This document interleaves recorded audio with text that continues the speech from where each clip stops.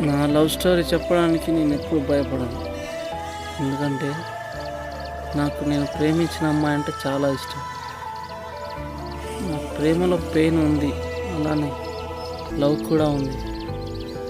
నా ప్రేమ కథ పేరే పెయిన్ ఆఫ్ లవ్.